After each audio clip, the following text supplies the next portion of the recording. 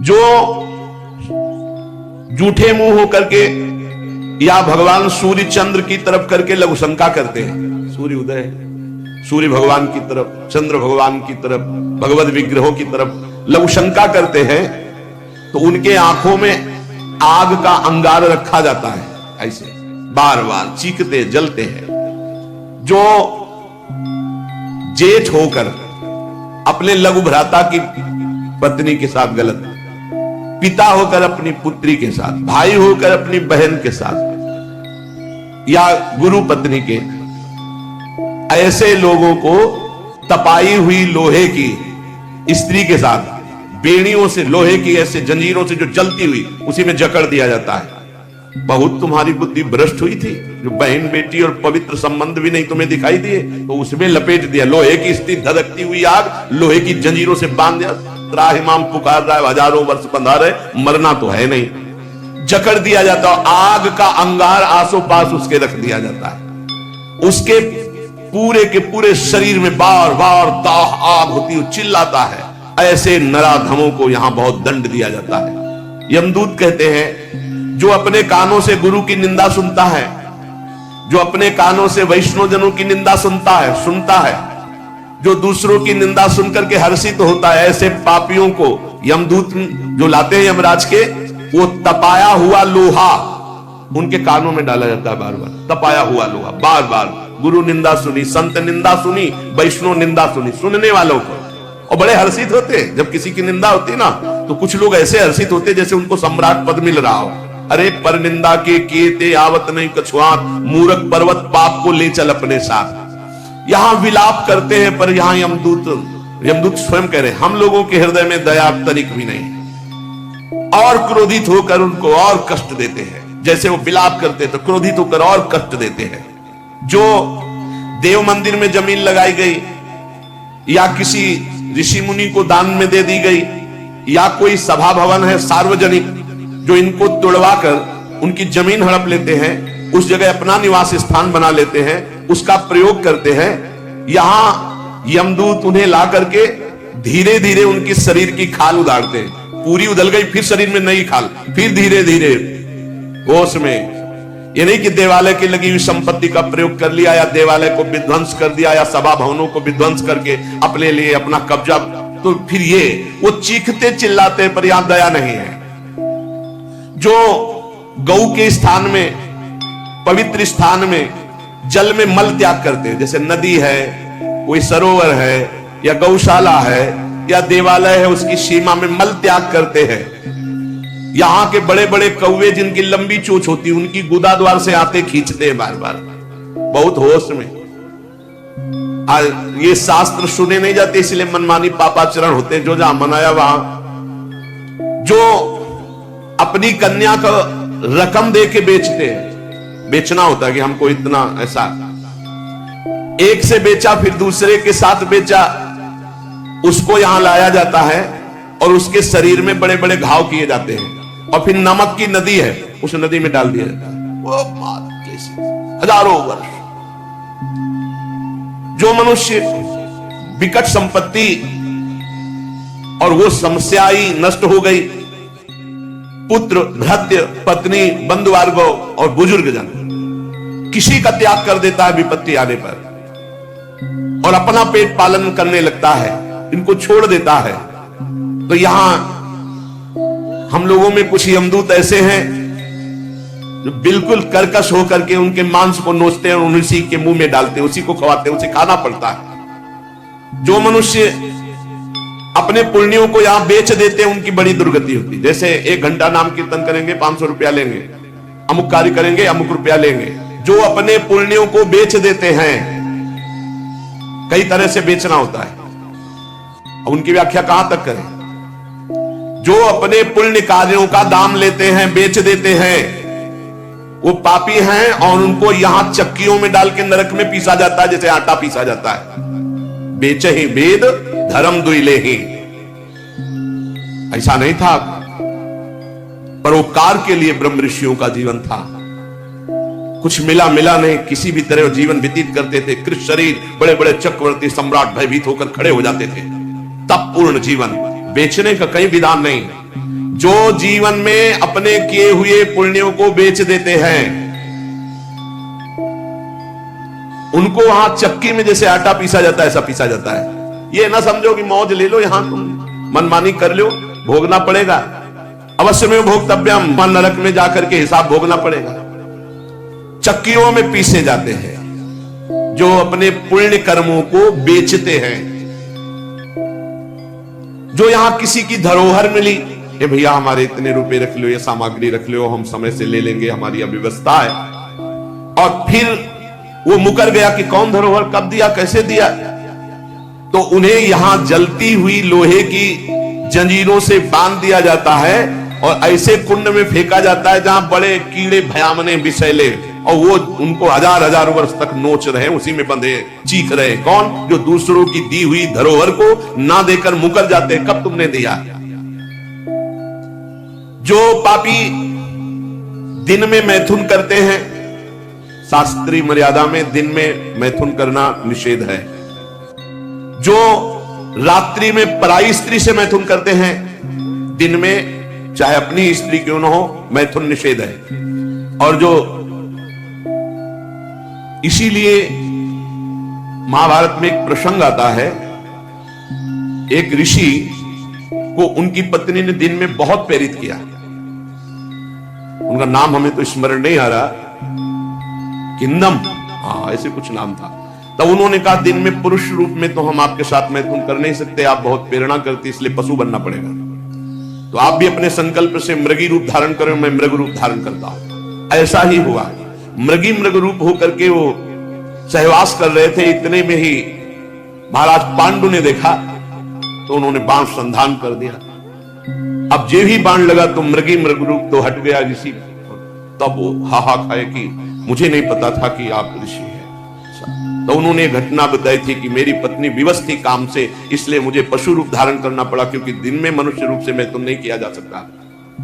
जाओ, तुमने मुझे इस स्थिति में मारा है, अगर ऐसी स्थिति तुम्हारी हुई अपनी पत्नी के साथ तो तुम्हारी मृत्यु का योग हो जाएगा। मृत्यु का योग हो भी गया। तो जो दिन में अपनी स्त्री से या रात्रि में पराई स्त्री से, वो यहां पापी जल लाए जाते हैं। बहुत गहरा कुंड है जो खोपड़ी के बल उसमें छोड़े जाते हैं, लोहे के बड़े बड़े नीचे कांटे लगे हुए, पूरा बिंद जाता, फिर निकाले गए, फिर फेंके। अरे भाई होश में, जैसी धरिवंश नरक गति दुर्भरी हम द्वारे कटियत नक्षी के।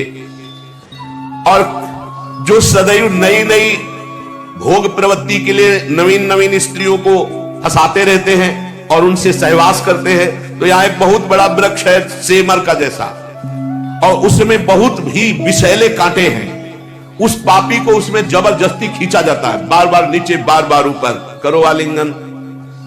अधिक मात्रा में वो खून से लथपथ होकर, जहरीले कांटे लगने से व्याकुल होकर त्राहिमाम पुकारता है। जो लोग पराई स्त्रियों को फुसलाकर उनके सतीत्व को नष्ट करते हैं, जो लोग अपने धन के घमंड में आकर गुरुजनों को नीचा दिखाते हैं, जो लोग अपने गुरुजनों के प्रति रोष दृष्टि रखते हैं, उनको यहां लाकर जैसे चटनी पीसी जाती है शिला में, ऐसे बड़ी बड़ी शिलाओं से उनको पीसा जाता है। यमदूत सुमति जी को बता रहे हैं, और वो बहुत कष्ट पाता है। ये यमलोक बड़ा दुखमय है, दिन रात यहां व्यथा ही व्यथा को हम मानते हैं। स्त्री शरीरधारी पुरुष शरीर को मित्र बना सकता है, कोई दोष नहीं। ये भारत है, भारत वो धर्म भूमि जिसे हर विश्व का एक एक देश प्रणाम करता है। इस देश की एक महात्मा गया तो आश्चर्यचकित उपदेश सबको आसक्त कर लिया, श्री स्वामी विवेकानंद जी। यदि आप किसी भी तरह से हस्तमैथुन आदि के द्वारा, गंदे दृश्य देख करके, गंदी क्रियाओं के द्वारा आप अपना नाश करते रहेंगे, तो ना आप इस लोक में सुखी रहेंगे ना परलोक में। ये जो जितने भी दंड विधान है सब उसके ऊपर लागू हो जाएंगे। ऐसा नहीं कि कलयुग है तो आप किसी को छेड़ोगे तो पुलिस आपको छोड़ेगी क्या? देखो, अपने लोग उपासक हैं, हम जहां जहां आसक्त हो रहे हैं उसमें हमारे मन का केवल भ्रम है। शरीर के द्वारों में कहीं सुख है, घृणित द्वारों में कहीं सुख है, अगर सुख होता तो इनके भोगने के बाद हृदय कह देता कि अब कछुनाथ न चाहिए मोरे, शांत हो जाता। फिर ऐसा क्यों होता है कि उसको एक जगह तृप्ति नहीं होती? क्योंकि वहां सुख है नहीं। फिर सोचता है शायद उसमें हो, उसमें हो, उसमें हो। पूरे के पूरे युग के युग व्यतीत हो गए, कल्प के कल्प व्यतीत हो गए भोगते हुए, क्या सुख मिला? क्या स्त्री शरीर सोचता है पुरुष शरीर में सुख है, पुरुष शरीर सोचता है स्त्री शरीर में सुख है, या आदि आदि। अगर सुख होता तो पूरे ब्रह्मांड में पशु पक्षी कीड़ा मकोड़ा सब मैथुन धर्म से युक्त है, ये सब सुखी हो जाते हैं ना। जो जितना भोगा सकते उतने दुखी, देख लो, अशांत क्लिष्ट परेशान और पापाचरण युक्त। ये क्या है? मन को समझाइए। वैरागी भगवत मार्ग का पथिक मन के द्वारा ऑपरेशन करता है हर वस्तु का। ये सब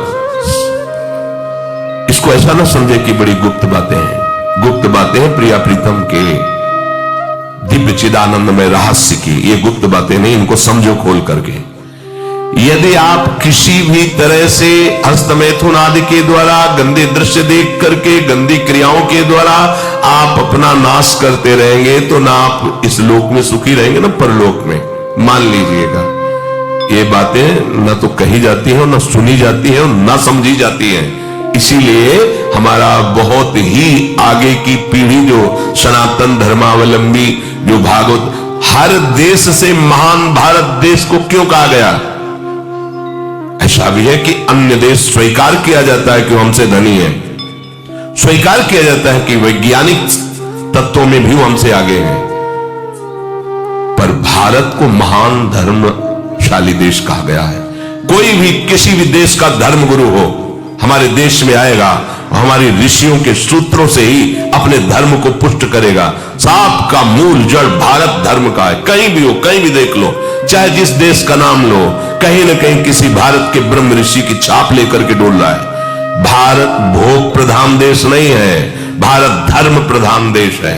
यहां धर्म गुरुओं के द्वारा धर्म स्थापना करके चलाया जाता है। यहां आज जो हम समझ रहे हैं कि बाहरी परिपाटी हमारे भारत में आ जाए तो भारत आधुनिक और सर्वश्रेष्ठ देश माना जाएगा, कभी नहीं। भारत अपनी परिपाटी से चलता है, तब सब देशों के ऊपर राज्य करता है। किसी भी देश में न पतिव्रता मिलेगी न यति मिलेगा, ब्रह्मचर्य का कहीं नामो निशान नहीं मिलेगा। ये भारत देश में ही मिलेगा। यहां ब्रह्मचारी मिलेंगे, यहां सती मिलेंगे, यहां प्राणपण से धर्म का पालन करने वाले मिलेंगे। अब हमारे जो नई पीढ़ी है वो आधुनिकता को स्वीकार कर रहेगी। गर्लफ्रेंड बॉयफ्रेंड कौन सा रिलेशन है? Live in relation. ये हमारे कहीं किसी भी धर्म ग्रंथ में लिखा हो तो आप बता दीजिए। बाल्यावस्था से आज तक जितने भी धर्म ग्रंथों का स्वाध्याय हुआ, कहीं भी लिखा हो तो ये बोलो सर्वनाश का स्वरूप है कि नहीं है? अभी बच्चा ना तो लोक को जानता है, ना परलोक को जानता है, ना हित को जानता है, ना अहित को जानता है। अभी उसका ब्रह्मचर्य किसी काम लायक नहीं हुआ और वो उतर गया व्यभिचार में। क्या होगा उसका जीवन? क्या होगा जीवन? चाहे वो स्त्री स्वरूप में चाहे पुरुष स्वरूप में हो, क्या बिना संयम के ये पशुता के व्यवहार से किसी की न लौकिक उन्नति होती है न परमार्थिक उन्नति होती है? पर कौन सुनेगा? यही कहा जाएगा पुराने जमाने के शास्त्रों को केवल वर्णन कर रहे हैं, ये क्या जाने आधुनिक जमाने को। तो आधुनिक जमाने की दशा क्या हो रही है आंख खोल करके देखो। कोई बात नहीं, दोस्त बनाना कोई बुरी बात नहीं, इस बात को हम मानते हैं। स्त्री शरीरधारी पुरुष शरीर को मित्र बना सकता है, कोई दोष नहीं। पुरुष शरीरधारी स्त्री को मित्र बना सकता है, कोई दोष नहीं। लेकिन मित्र का क्या कर्तव्य होता है? कुपंथ निवार सुपंथ चलावा, कुमार्ग से हटा करके सुपंथ में चलाना, उसकी समस्याओं को दूर करके उसको आनंद में से युक्त करना, उसको सहयोग करना, ना कि शोषण करना। दोस्ती कहते हैं उसके दुखों को मिटा करके उसको शांति और सुख के मार्ग में ले जाना। इसीलिए ये जो आधुनिकता बढ़ रही है, ये जो खान पान गलत हो रहा है, ये जो दर्शन गलत हो रहा है, तो इस जमाने में ब्रह्मचर्य ये केवल शब्द ही लिखा मिलेगा, जीवन में नहीं मिलेगा। नए नए बच्चे व्यसन कर रहे हैं, नशा कर रहे हैं, गंदे आचरण कर रहे हैं, क्या होगा? कैसे आगे कोई समझेगा शास्त्र क्या है, धर्म क्या है, बल क्या है? आज नवयुवक 16 से 28 के बीच में कोई ऐसा नहीं दिखाई देता है जिसमें आध्यात्मिक थोड़ा भी बल हो, काम क्रोध आदि सहने की सामर्थ्य हो। अपने बूढ़े माता पिता को थप्पड़ मार रहे हैं, बूढ़े माता पिता को गाली दे रहे हैं, बूढ़े माता पिता जिन्होंने खवा पिला के इतना बड़ा, उन्हें अनाथालय भिजवाया जा रहा है, उनको छोड़ दिया जा रहा है। आप विदेश घूम रहे हैं, उनके खाने की व्यवस्था घर में नहीं। क्या है ये? आज आधुनिक विद्या का ये प्रभाव है। विद्या विनयम ददाति, जो अपने वयोवृद्धों की सेवा नहीं कर सकता वो क्या विद्या पढ़ा? जो दूसरों की रक्षा नहीं कर सकता क्या विद्या पढ़ा? क्या विद्या का यही स्वरूप है दूसरे का शोषण करना? क्या विद्या का यही स्वरूप है कि शराब पीना, ड्रग्स का ये नशा करना? ये क्या विद्या सिखाती है? वो कहा जाता है आज तो आधुनिक विद्या बढ़ रही, मुझे लगता है संयम में रहना ही विद्या का वास्तविक स्वरूप है। अपनी इंद्रियों को संयम में रखना, अपने को संयम में रखना, बुजुर्गों का, गुरुजनों का, शास्त्र का, भगवान का भय रखना है हृदय में। ऐसा नहीं, आप तभी निर्भय हो पाओगे यदि शास्त्र का भय नहीं, भगवान का भय नहीं, धर्म का भय नहीं, तो फिर आप वहां पहुंच जाओगे जहां भय ही भय है। किसी को छेड़ोगे तो पुलिस आपको छोड़ेगी क्या? यही देख लो। तो ये तो यहां का राजकीय विधान, जो अनंत ब्रह्मांडों का शासन करता विधान है, वो तो किसी की गवाही की जरूरत नहीं, वो तो तुम्हारे मन में ही बैठा देख रहा है। सावधान। संयम एक बहुत बड़ी सामर्थ्य है। जो बच्चे इस सत्संग को सुने वो खुद अपने हृदय में देख ले कि हमारा जो उनसे प्रार्थना करना है कि दोस्त बनाओ।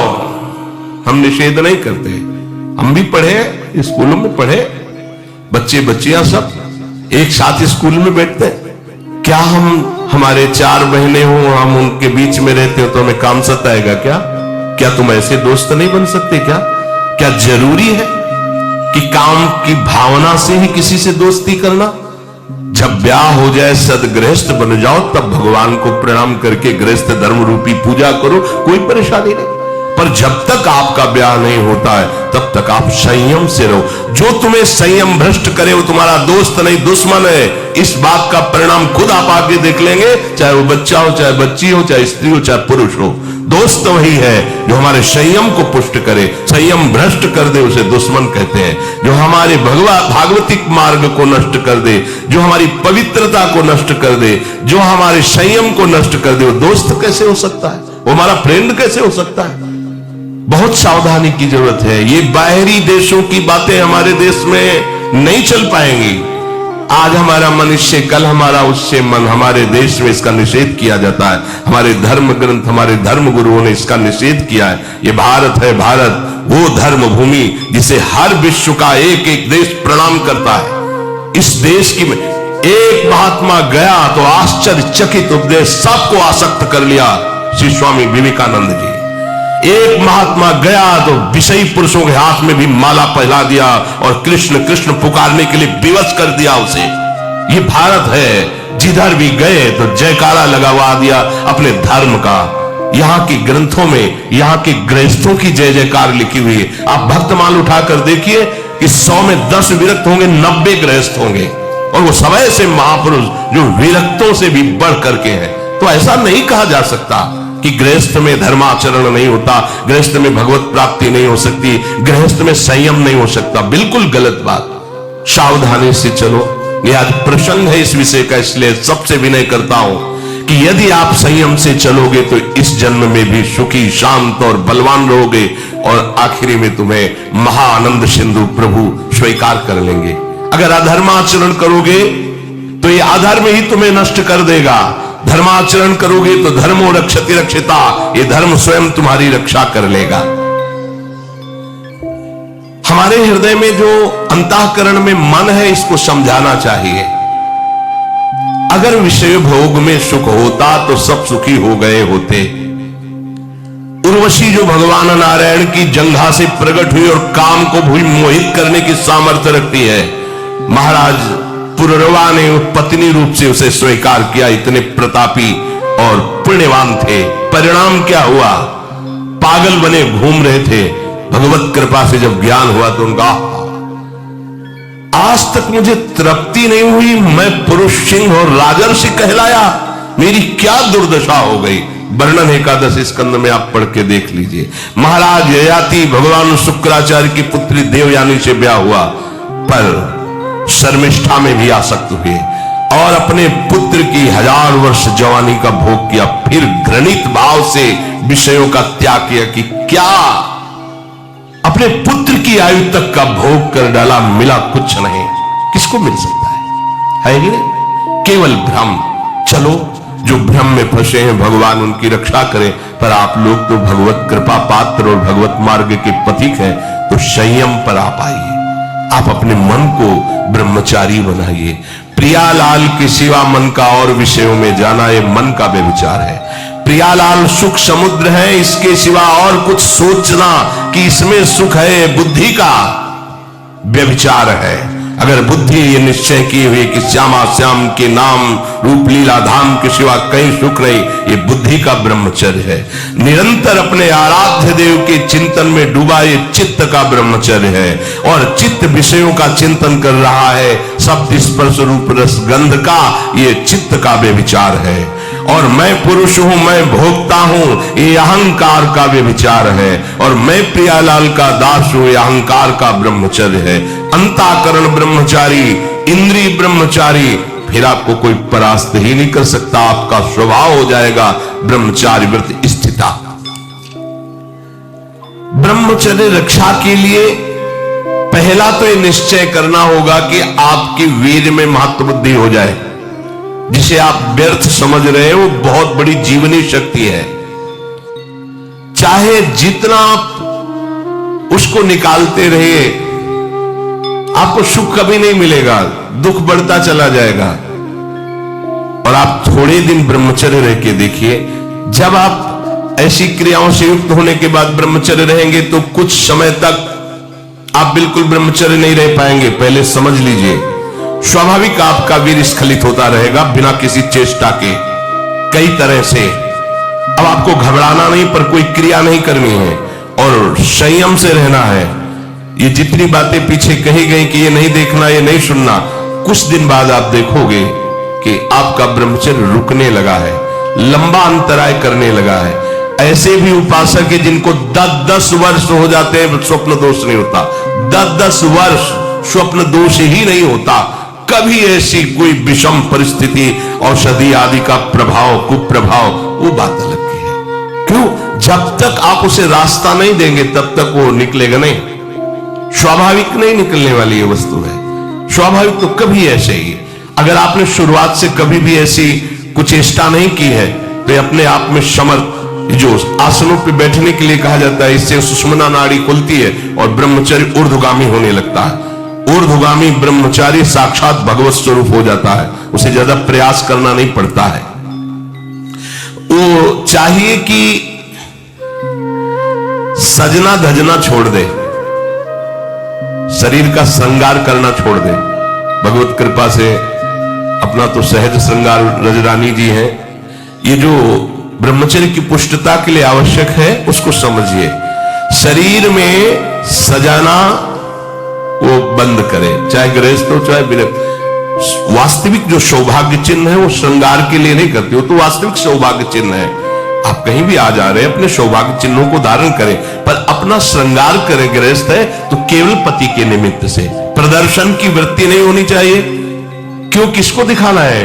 हमें कोई देखकर आकर्षित हो ही ना, केवल मेरा पति आकर्षित हो हमारा। क्योंकि उपासना का मार्ग गृहस्थ धर्म में ऐसे चलता है, चाहे वो स्त्री हो या पुरुष हो। किसी को लुभायमान करने की कोई भी चेष्टा ना करे, नहीं वो लुभायमान होगा कि नहीं, तुम भ्रष्ट हो जाओगे, तुम नष्ट हो जाओगे। ये जो कपड़ा है ये हमारे ब्रह्मचर्य के लिए बहुत सहायक है। ऐसे कपड़े नहीं पहनने चाहिए जिनके दर्शन से कामुकता पैदा। यहां फटे कपड़े, बोले आज की नई फैशन चली है, चाहे जितना बढ़िया वो पैजामा हो, उसे पैंट जीन्स जो भी कहते, उसको काट के पहनना पड़ता, फाड़ के 2-4 जगह। वाह क्या बढ़िया बात है। जरा सा फट जाता था तो सिला जाता था, आज फाड़ के पहना जाता है। तो इसको बड़े आदमी कहते हैं। जितना जो फटा पहने हो, हाँ देखो कैसी बुद्धि विपरीत होती चली जा रही। उसे वीआईपी कहते हैं, जो जितना कम कपड़ा जो करे करे, भगवान उनकी रक्षा करे, आपको, उपासक हो, आपको ऐसे कोई भी अंग प्रत्यंग में वस्त्र धारण नहीं करने जिनके दूसरों को देखने से मन मलिन हो और अपने अंदर शरीर राग बढ़े, ऐसा नहीं करना। ब्रह्मचर्य रक्षा के लिए सरल जीवन होना अत्यंत आवश्यक है। विलासिता से बचा जाए। ऐसे सुगंधित तेल लगाना, फुसफुस डाल के चलना, श्री जी का प्रसाद इत्र मिले तो ठीक है, नहीं होता नहीं खुशबू, अरे दुर्गंध इससे नहीं ढकेगी, तुम्हारी फुसफुस से। तुम्हारी वासना ही दुर्गंध है। वासना को हटाओ और उपासना को बैठा लो, तुम्हारी सुगंध से संपूर्ण देश पवित्र हो जाए। सतरति सतरति सा लोकांतर। तुम स्त्री पुरुष नहीं हो, भगवान के निज अंश हो, समझो। सच्चिदानंद प्रभु के अंश होकर देह राग में कैसे तुम भ्रष्ट होते जा रहे हो। जिसे ब्रह्मचर्य रहना, उसे नित्य सत्संग सुनना चाहिए। सत्संग ही एक ऐसा है जो तुम्हें उठा सकता है। संसार में आज तक किसी की भी उन्नति हुई है तो उसे सत्संगी कहते हैं। कहीं भी देख लो, गोस्वामी जी ने इसीलिए लिख दिया है, मत कीर्ति गति भूति भलाई, जब जे जतन जहां जे पाई, सो जानो सत्संग प्रभाव, लोको वेद न आनो पाओ। और ब्रह्मचर्य रहने के लिए कम से कम 2 बार सर्वांग स्नान अत्यंत आवश्यक है। अगर आप सोच कई बार जाते हैं, कोई ऐसी परिस्थिति आ जाती तो कमर से स्नान कीजिए, पर 2 बार तो स्नान होना ही चाहिए आपके शरीर का। उससे ब्रह्मचर्य को सहायता मिलती, शरीर की गर्मी नष्ट होती है और हमारे भाव में भी पवित्रता आती है। 2 बार स्नान करने से शरीर की गर्मी नष्ट होती है। ये महकुआ साबुन और वो जो लगा के जरूरत नहीं है। अगर आपको शरीर को स्वस्थ रखना है तो आप रगड़ करके ऐसे ही नहाइए। ये जो रज हम लगाते हैं ना, ये अपने आप में बहुत सामर्थ्यशाली है। जब आप नहाओगे तो जो रज लगे ना, वो और छिद्रों को साफ कर देगी। स्नान कर फिर आपको साबुन लगाने की जरूरत। यदि आप त्वगेंद्री को कोमल सुगंधित साबुनों से तो आपके अंदर कामुकता बढ़ेगी। ध्यान रखना, आपकी त्वगेंद्री जितनी कोमल होगी उतने में विकार बढ़ेंगे, और आपकी त्वगेंद्री जितनी ऐसे रुक्ष होती जाएगी उतने ही आप निर्विकार होते चले जाएंगे। इसका बहुत बड़ा असर होता है।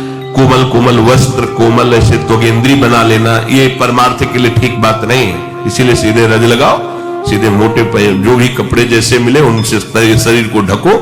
और भगवत मार्ग में चलना है, ये उद्देश्य नहीं होगा तो ब्रह्मचर्य रह ही नहीं सकते हैं।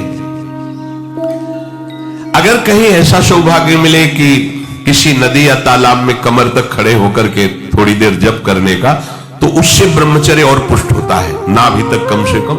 लेकिन अगर ऐसा ना हो तो आप स्नान में सबसे पहले नाभि में ही जल डाला जाता है। ब्रह्मचारी के लिए यह विधान कि ठंडा जल से नाभि आदि से डाल करके। आपके कपड़े भले महंगे ना हो पर स्वच्छ होने चाहिए, पवित्र होने चाहिए। ध्यान दीजिए, कपड़े आपके साफ होने चाहिए, पवित्र होने, भले फटे हो, भले वो कम पैसे वाले हो, लेकिन पवित्र होने चाहिए, स्वच्छ होने चाहिए। उससे आपके ब्रह्मचर्य में सहायता मिलेगी। भोजन के तुरंत बाद कभी स्नान न करें। जैसे भोजन किया, शौच लग गई तो बस पेट में पानी है, कमर के नीचे से, कमर से पवित्र। लेकिन भोजन, अगर भोजन पाया और तुरंत पानी डालोगे तो गर्मी सर्दी से आपके ब्रह्मचर्य पर हानि पहुंचा सकता है। यदि आपका पित्त बढ़ रहा है और शाम के भोजन की इच्छा नहीं, थोड़ी थोड़ी तो है, थोड़ी थोड़ी नहीं पाना चाहिए। अगर आप पाओगे तो पित्तवर्धन अधिक होगा, हीट अंदर बढ़ेगी और वो आपको ब्रह्मचर्य में हानि पहुंचा देगी। अधिक गर्म जल से स्नान करना ब्रह्मचारी के लिए हानिकारक है। गीजर का बहुत ठंडी है, आपको ऐसा लगता है तो एक नॉर्मल जल कर लीजिए कि ठंडा भी है और ठंडा नहीं भी है। धुआं उठ रहा है गर्मा गर्म, ये नहीं, ना गर्मा गर्म भोजन ना गर्मा गर्म जल से स्नान। अगर आप ऐसा गर्म जल से ही स्नान करेंगे तो आप बहुत कमजोर हो जाएंगे। ये बात समझिए, ये सब सुखद सामग्री नहीं है जो आप समझ रहे हो। प्रकृति का सीधे वार सहने की सामर्थ्य जब शरीर में तुम्हारे आएगी तो स्वाभाविक ब्रह्मचर्य पुष्ट होने लगेगा और उत्साह बढ़ने लगेगा ब्रह्मचर्य का। हम ये नहीं कहते कि आज से गीजर बंद, कल से नाक बहाओ, ऐसा नहीं कहते, उचित कर लो, इतना नहीं कि गरम गरम, ऐसा नहीं, उचित। स्नान के बाद शरीर को किसी वस्त्र से सर्वांग रगड़ करके पोछिए, साबुन लगाने की जरूरत नहीं, आपका शरीर साफ रहेगा।